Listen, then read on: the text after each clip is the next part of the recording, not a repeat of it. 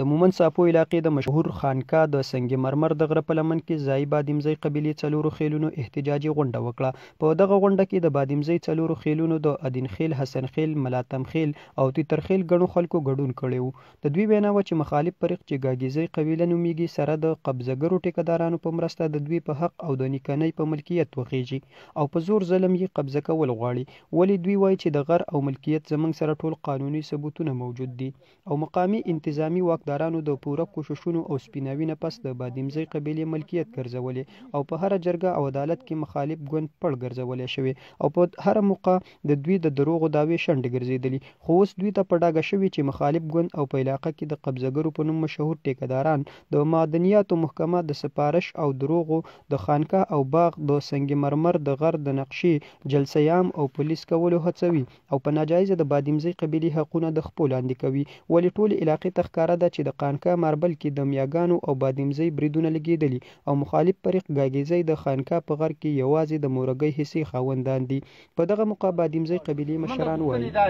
منګه د ایسي نه پوښتنه کوو، منګه د ډي نه پوښتنه کوو، منګه د معدنیاتو محکمې نه پوښتنه کوو چې باید دا کوم ټیکهدار چې دی او کومه اپلای له چې راځي فضل اکبر ټیکهدار او ذوالفقار ټیکهدار باید د نه راځي، دا ځای متنازع دی، دې باندې زموږ کیسونه روان دي، دې کې اف آی آر یې وشولي.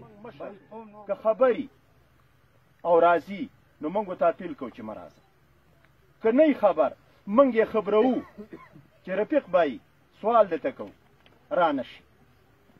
انتظامیات هم دا سوال کوو چې نه د دې ایډي نقشې سره روان شئ، نه تحصیلدار ته وایي چې تحصیلدار صاحب ته هم اوسه مه راځه، ای پی ای صاحب تا ته هم اپیل کوو چې مه راځه او دا ایډي او دا فیل بیرته مدنیاتو ته ولګه. دا یو خطرناک فیل دی، دا د انسانانو د مرګ، دا د تصادم فیل دی،